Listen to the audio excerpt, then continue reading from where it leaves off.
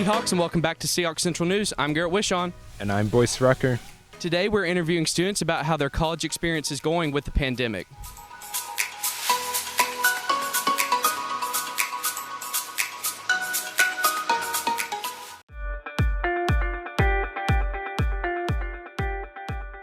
The protocol that they've been going through with masks in classrooms and vaccinations and things like that have been on par with what I've noticed on other campuses. It seems like there's not a lot we can do right now outside of just going online to extinguish most cases. There's masks available at every building, and we're getting the daily health assessments and free testing.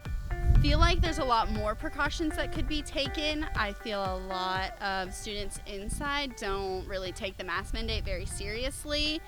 If there's an increase of people who have COVID or have been exposed to COVID, I don't think that they should keep that same idea of trying to keep everyone in class. With everyone feeling like it's back to normal, it's kind of hard to regress back to where we once were. There is stuff that we can do better, but I feel like as of right now, everything's being handled pretty well.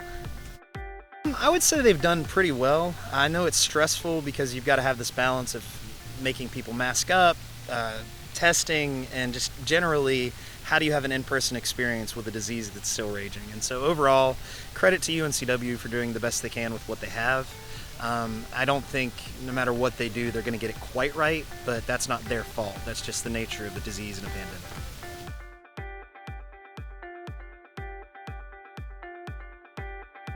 I am flexible either way if it goes in person or online because I want to do what's best for everybody.